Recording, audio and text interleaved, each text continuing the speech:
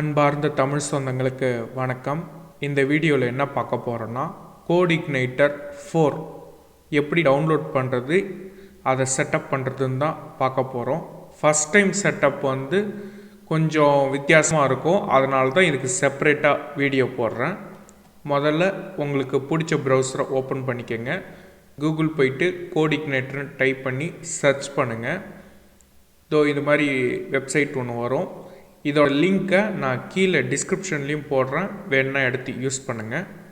Right click பண்ணி new டேப்பில் open பண்ணிக்கோங்க. இதுதான் CodeIgniter வெப்சைட். இங்கே மேலே பார்த்தீங்கன்னா லேர்ன்னு ஒரு பட்டன் இருக்கும், அதை கிளிக் பண்ணுங்கள். CodeIgniterோட டாக்குமெண்டேஷன் பேஜுக்கு வந்தாச்சு. சைடில் மெனு இருக்கும், அதில் இன்ஸ்டாலேஷன் இருக்கும், அதை கிளிக் பண்ணுங்கள்.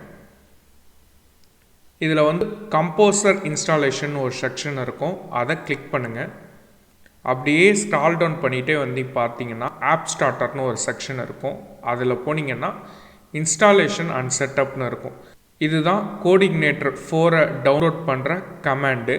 இதை கமாண்ட் ப்ராம்ப்டில் போடணும். முக்கியமாக கம்போசர் இன்ஸ்டால் பண்ணியிருக்கணும்.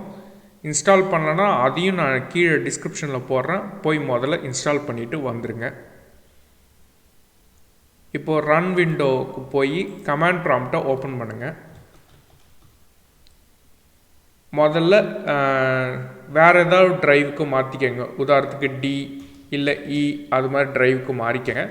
நான் இ ட்ரைவுக்கு மாறிக்கிறேன், ஏன்னா நான் அங்கே தான் எல்லா ப்ராஜெக்ட்ஸும் சேவ் பண்ணுவேன். இந்த கமாண்ட் இருக்குது பார்த்தீங்களா, இந்த கம்போசர்லேருந்து அப்படியே காப்பி பண்ணுங்கள், இங்கே பேஸ்ட் பண்ணுங்கள். இது எல்லாமே எதுவும் சேஞ்ச் பண்ணக்கூடாது. இந்த ப்ராஜெக்ட் ரூட்டுன்னு இருக்குது பார்த்தீங்களா, இதுதான் உங்கள் ப்ராஜெக்டோட நேம். நீங்கள் வேறு ஏதாவது வச்சுக்கணுன்னா கூட வச்சுக்கலாம்.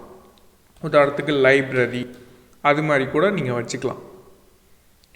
என்ட்ருன்னு கொடுத்தீங்கன்னா முக்கியமான விஷயம், இது நெட்டில் இருந்து டவுன்லோட் ஆகும். கண்டிப்பாக இன்டர்நெட் கனெக்ஷன் இருக்கணும், இல்லைன்னா எரர் வரும்.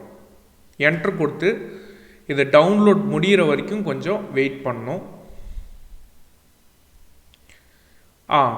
ஆக்சுவலாக இந்த எரரை காட்டுன்றதுக்காக தான் நான் அந்த ஃபஸ்ட் டைம் செட்டப்பே போடுறேன்.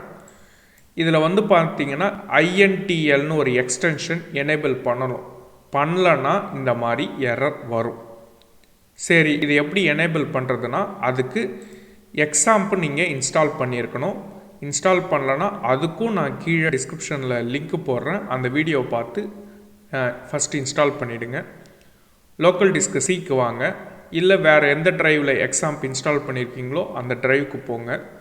எக்ஸாம்ப்னு இருக்கா, இதை இந்த ஃபோல்டருக்குள்ளே போகணும். எக்ஸாம் கண்ட்ரோல் பேனல் இருக்கா, இதை ரைட் கிளிக் பண்ணி ரன் அஸ் அட்மினிஸ்ட்ரேட்டர். இதில் அப்பாச்சி MySQL ஸ்டார்ட் பண்ணாதீங்க. அப்பாச்சிக்கு நேராக பார்த்தீங்கன்னா கான்ஃபிக்னு ஒரு பட்டன் இருக்கும், அதை கிளிக் பண்ணணும். PHP IN9 ஒரு லிங்க் இருக்கும், அதை கிளிக் பண்ணுங்கள். நோட் பேடு ஒன்று ஓப்பன் ஆகும். இதில் எடிட் மெனு போங்க, ஃபைண்டுன்னு ஒரு ஆப்ஷன் இருக்கும், அதை போங்க. இதில் அந்த எக்ஸ்டென்ஷனை தேடணும். நான் சொன்னல INTLன்னு போட்டு ஃபைண்டு நெக்ஸ்ட்டுன்னு கொடுங்க. அதுவே அந்த எக்ஸ்டென்ஷன் இடத்துக்கு கூட்டு போய் விட்டுரும். முதல்ல இங்கே கிளிக் பண்ணுங்கள். எக்ஸ்டென்ஷனை எனேபிள் பண்ணுறது ரொம்பவே சிம்பிளுங்க. இதுக்கு முன்னாடி போனீங்கன்னா செமிகோலன் போட்டிருப்பாங்க எக்ஸ்டென்ஷன்ற அந்த வேர்டுக்கு முன்னாடி.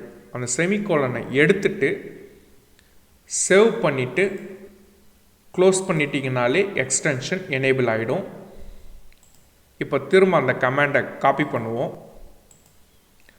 அதுக்கு முன்னாடி நான் இ ட்ரைவில் போய் நான் அந்த லைப்ரரின்னு இருக்கிறத டெலீட் பண்ணிடுறேன்.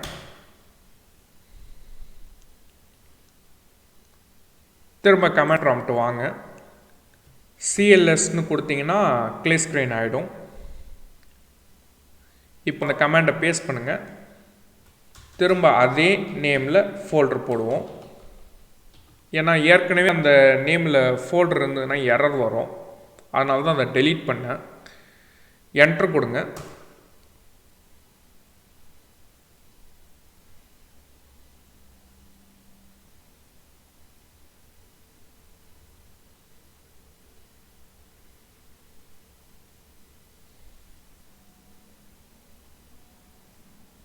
இப்போ பார்த்தீங்கன்னா அடுத்த ப்ராம்ப்ட் வர்ற வரைக்கும் வெயிட் பண்ணணும்.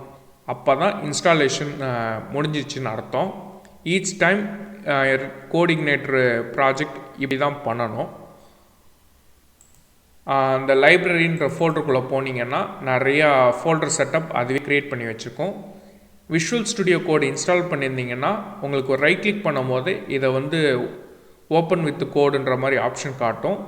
விஷுவல் ஸ்டுடியோ கோடு இன்ஸ்டால் பண்ணனா அதை கூட நான் லிங்க் கீழே போடுறேன், அதையும் பார்த்து இன்ஸ்டால் பண்ணிக்கோங்க. ஓப்பன் வித் கோடு இருக்கா, இதை கிளிக் பண்ணுங்கள். இப்போ உங்கள் ப்ராஜெக்ட் விஷுவல் ஸ்டுடியோ கோடில் ஓப்பன் ஆகுது. இது என்னென்னா இந்த ஃபோல்டரை நீங்கள் ட்ரஸ்ட் பண்ணுறீங்களான்னு கேட்கும். எஸ்ன்னு கொடுங்க. வெல்கம் ஸ்க்ரீனை க்ளோஸ் பண்ணிவிடுங்க. சரி, எப்படி தான் இந்த கோடிங்னேட்டர் ப்ராஜெக்டை ரன் பண்ணுறதுன்னா ரொம்ப சிம்பிள். கமாண்ட் ப்ராம்ப்ட்லேயும் பண்ணலாம், இங்கே இருக்கிற டெர்மினல் பண்ணலாம். டெர்மினல் ஸ்க்ரீன் ரொம்ப சின்னதாக இருக்கணுன்றதால நான் கமாண்ட் ப்ராம்ப்ட்லேயே பண்ணுறேன். முதல்ல அந்த லைப்ரரி ஃபோல்டருக்குள்ளே போகணும். சிடி உங்கள் ப்ராஜெக்ட் நேம், லைப்ரரினா லைப்ரரி, இல்லை வேறு ஏதாவது பேர் வச்சுருந்தீங்கன்னா அந்த பேரை கொடுக்கணும். என்ட்ரு கொடுங்க. இது மாதிரி வரும். அப்படி இருந்ததுன்னா அந்த ஃபோல்டருக்குள்ளே இருக்கீங்கன்னு அர்த்தம். PHP ஸ்பார்க்கு சர்வ் இந்த கமாண்டை டைப் பண்ணிவிட்டு என்ட்ரு கொடுத்தீங்கன்னா இது ஒரு லோக்கல் ஹோஸ்ட்டு லிங்க் தரும். இதை போய் ப்ரௌசரில் போட்டதும் கோடிங்னேட்டர் வெல்கம் பேஜ் வரும். இங்கே பாருங்கள், காப்பி பண்ணுங்கள்.